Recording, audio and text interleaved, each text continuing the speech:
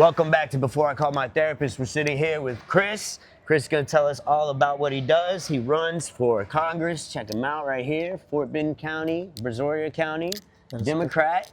Only Latino on the ballot, y'all. Check him out. Hey guys, how are you? My name is Chris Fernandez and welcome to our show. Very basically, I'm so used to this, Matt. I want to tell everybody who I am and what I'm doing why I'm doing it. My name is Chris Fernandez and I'm running for CD 22, which is Congressional District 22 here in Texas. Yeah. Which is comprised of 3 counties now, thanks to our government, thanks to our administration right now currently, and Mr. Donald Trump, which decided to go ahead and redraw our voting lines here, our boundaries, if you will. Wow. So it's now Harris County, Fort Bend County, and Brazoria County. Oh, wow. When it's always been Fort Bend County only. Wow. So what's upsetting about that is because we know why he's doing it, and what's the reason behind that is, of course, the future votes that he may or may not get that may go to Democrats or Latino Hispanics that are voting. The majority of them will be voting Democrat. So you believe it's a tactic? It's a ploy, yes, okay, definitely. Okay. There's a lot behind that. I know everyone's already gotten into it. And of course, you know, the other side, that California did the same thing. They stopped the redistricting. They don't want the redistricting that Donald Trump made. So he did decide to make his own. So the 2 or 3 seats that he's going to gain in Texas, he's going to gain in California as a Democrat. So Donald Trump did not like that too much, but I think that's what we couldn't do as a state of Texas. California had our back on that. Right. So now we're up to par. So you're now kind of playing on an even slate, correct? Yeah. Okay. That is correct. So what got you into politics? What made you want to step off into that? A lot of that is, of course, my name is Chris Fernández. I'm the editor publisher of my own newspaper, which is El Dorado News. I've had it for 20 years. And of course, I'm bilingual. When they've asked me, I'll say, well, okay, there's 3 things. Number 1, I'm a veteran of the United States Army. Oh, thank you for your service. Yeah, Number 2, absolutely. I am a citizen of this country. Yeah. And number 3, I'm an immigrant, something that Donald Trump does not want. And I was jokingly saying in my first... I should run, maybe. Yes. Yeah. Why not run? Yeah. And, killing up to that is I'm also creating and have written immigration reform. I did this back in 2010, if I'm not mistaken. So you have long-term experience. Long-term, this is not my first rodeo. Yeah, it's not his first rodeo. I'm not jumping on the boat, as they say. When I met him, he was actually doing radio stuff, actually. Yeah. And I believe you came to my show. Or? Yeah. We had met for a lunch, and we were talking about doing some work together back, years ago. So right. I've seen him in the mix, in arts and entertainment here in Houston, alongside Kyle Fu and other people like that for years. And he's a great guy. I really feel like he's a candidate that's like of the people for real. Like he really is. That's correct. I was going there. What I do and everything that I've done via my newspaper is I have either did the walk blocking, I have supported the candidates. Yeah. I have done the phone banking, and I've also done the endorsements. As a newspaper editor, I get to hear the sides of everyone who's running, and then I make a decision and I endorse the people that I believe are correct. Yeah, that you feel like are like kind of going your direction. Yeah, I'm very proud of my newspaper because I've been able to endorse all the right people. Some of the folks you might know are Ron Reynolds, District 27. Yeah. When I say his name, they're like, well, Ron's already been running for a long time. Yes. Guess how he got there? I endorsed him. Hello? El Dorado News endorsed Ron Reynolds. Yeah. When I did not want to endorse someone. So this is long term. This is something that's been going on forever. This is a grassroots effort, real, true grassroots effort. I am from Richmond, Texas, from Fort Bend County. Okay. Before that, I was in Stafford, lived in Stafford, and still in Fort Bend County. Okay. So this is not something I just. So it's for your own community. So basically, like you see politicians campaigning, they go around and they go to these other, cities and states, and they're talking to people that they don't live in their community. They don't understand how it functions. They don't really understand what the heartbeat of the people there are.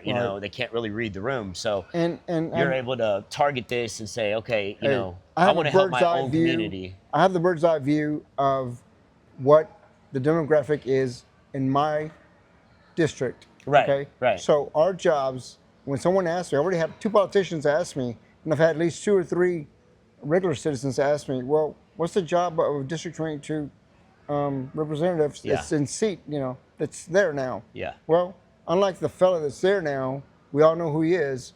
We haven't got any feedback. Yeah. We don't know what's going on because he doesn't want to tell us because he's Republican. It's very hard of course. to determine. Yeah, exactly. Right. So the job that he has now has held for the last 3 terms, last three voting sessions. Yeah. Is that he is a district representative for us. That is for Fort Bend County. Right. His job is to go to Washington D.C., sit on the committees, subcommittees, but also come up with new legislature that he can come up with and write. Right. That he can support for the people. Right. That makes a difference in the community, and then get that passed and bring it to the lower levels. Right. Street level to mom and pop grocery stores, the citizens, residents, and homes, and tell us, hey, this is what we're doing in Washington D.C. This is what's going on. These are the new laws, and this is you're informed. Yeah. That hasn't been happening. Yeah, the transparency just isn't There's there. no transparency. You see it in Washington, you see it here, in our own local governments and stuff like that. They don't really like to tell us what's going on when there's a crisis happening. Right, a lot of the time we're kept in the dark, and so for that reason, I feel like the more grassroots a person can get, the better, the outcome for everybody is. And I have great news. A lot of the folks that are in school and college, I know that Joe Biden had begun and saying that he wanted to have free education, Well, I've got a few policies that I'm going to implement. Number one initiatives for our students, because without our students, we don't have a future. Exactly, what do we have? Exactly. If we're not doing it for our kids, what do we have? And the citizens and veterans that we have now, if they are not healthy, and they do not have insurance, and our Medicare, Medicaid is getting cut by the current government administration, and it just constantly, what are they going to have? It's going to dwindle to nothing. Yeah, we're going to end up. Well, the immigration reform was bipartisan. We were able to get it to our Congress folks here in Stafford, Missouri City, right? Which then they took and said, "Oh, we weren't able to do anything at the state level." Right. I wasn't sure that was 1,000% correct. Nonetheless, I have the experience of writing. Exactly. So, last April, I started writing this new immigration reform. Okay. Which includes everyone from the LGBTQ community to everyone that's being tossed out right now, veterans, United States citizens. Yeah. And this is something that we know. If you don't fit like a profile right now, you are under persecution, and it's very obvious to a person like me. That is correct. And it's unfortunate that it's people that look like me doing that a lot of the time. And I love my people and everything like that, but it's time for some change. It's time to integrate and realize that the world is a bigger place. Right. And we all have to live here together. And it doesn't look one way. It doesn't move one way. It doesn't vibe one way. We're all one organism on this earth together. That is correct. We all are affected when something happens. It's very cliche, but it's the butterfly flaps his wings thing. It's a ripple effect. And what you can start here in Houston and in surrounding areas could blossom and turn into something absolutely astronomical. And I believe it will, because sure, definitely. Because you are the standalone candidate, as far as the Latino vote goes and everything like that. So, I mean, we want to support you on our show and push you as much as, and we got social media coming with Chris. It's Chris Fernández for Congress at Instagram. There'll be more. Your website is you can go to my website, and it's christxcongress.com. Nice. Very simple. Very simple. Yeah, keeping it simple. But Chris is going to be speaking in upcoming events and stuff, so you can catch him. On the 20th. Campaigning. Yeah. So on the 20th, we're going to be in Katy, Texas, in Katy Library at 1:00. Right. And we're going to have meet the candidates forum, and we'll be speaking on just that, our policies, what we stand for, and why we're running. And look for some Houston Chronicle coverage and some other big coverage, because people are starting to chime in and really figure this out. It's been very, I'm sitting at home and I'm like, well, how do I get this started? And of course, I had a campaign drawn, I had strategies ready, but then here comes the redistricting and everything just went out the window. Yeah, so basically, I'm on my toes, thinking and doing. And thank God, I've gotten phone calls, interviews online, your interview. Yeah, absolutely. Yeah. Newspaper interviews already. I have a couple scheduled for next week.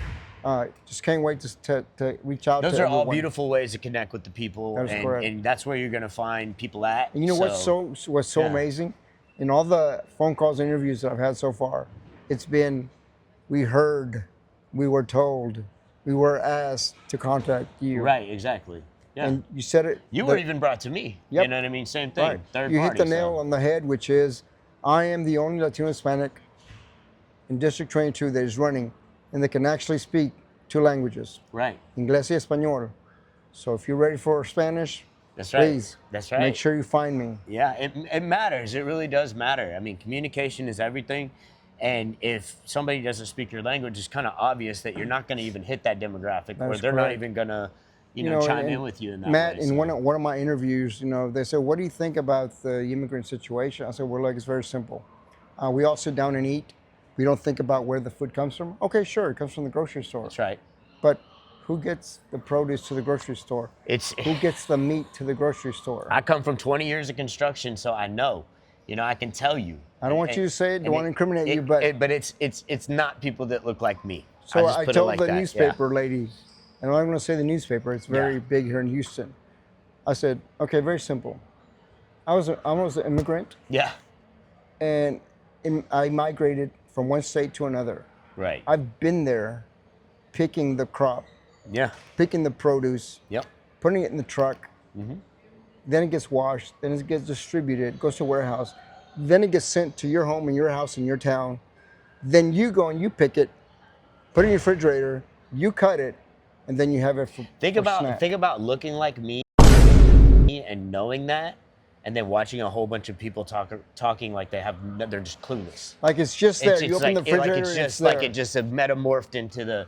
Yeah. It's insane, and it really kind of crazy to me to even think that people are so conditioned. Right. You know, and I'll tell you, I did an interview in Florida. I had a young Cuban lady, young lady. She's going to college there, and I asked her, you know, how long you've been here? She goes, well, I just got here from Cuba, 2 or 3 months ago. I said, well, what are the differences? How do you compare Cuba to the United States? Yeah, exactly. It's beautiful. It's wonderful. You know, they always would tell me that there's a lot of food in the grocery stores. There's shelves full of food, and you can just pick what you want. We don't have that. Right. We thought that was just my cousins lying, people in the United States lying. We just thought it was fake. Yeah. When I stepped into a grocery store for the first time, she said, I cried. A lot of videos out there of people doing exactly that. I cried because coming from other countries. What they told me was 1,000,000% true. Yeah. We have that. And we know who brings that groceries to our store, That's but right. yet these are the same people that our administration is arresting, throwing in jail. Literally trying to do away with. Yes, literally trying to do away with. All because of a vote and because of money? Really? They're even killing people that look like me because we stand up with that. Like they don't even care anymore. And They can students be at universities that have every single right to be there, students are being thrown in jail for no apparent reason. What happened to the free country? What happened to, you know? Just because they have the wrong color. Right. They don't even ask or give you a warrant. Due process in this country is out the window. Oh, Constitutionally, they can do whatever they want with you. Constitutionally, they're breaking every law. And I am so disappointed. Well, and we could get off into prison reform and everything else too, because prisons and privatized industry, they're literally just throwing people in there instead of insane asylums. And so we have this perpetual problem, you know? Right. So. And I understand now the generational, as far as prison is concerned, the generational tactics and family life of it's modern day slavery, man. Latino, Hispanics, they can get stuff made for pennies on the dollar, and they can turn around and sell that in a free market. That is not fair, and that's modern day slavery. It's just sugar coated and watered down. And I'll say it because right now you probably don't want to, but I will say it right now. Right, go ahead. Straight up, And it needs to change, and people like Brandon Warren, my friend that just did a TED Talk on it, will help change it. Eventually, prison reform will happen in this country. It already is happening in like the Carol Vance unit and other places. Right. It will change. We're going to stop just chucking people in jail for every single little thing. Right. People are going to get sick of that. We're going to have an uprising. People are going to get absolutely tired of watching their cousins, uncles, brothers, aunts go to jail for running stop signs. This is not the Gestapo. This is not I don't know. World War II. Matt, you know? I don't know if this is going to be history being made. Yeah, But I feel like it is. I've been planning since like it 2023 to run. Okay. Well, it's a perfect I know time. the histories are being run Yeah. for our district attorney in Fort Bend County. Yeah. He was our first black district attorney, Okay. Mr. Brian Middleton. Okay. And I was able to shake his hand. Hi, my name is.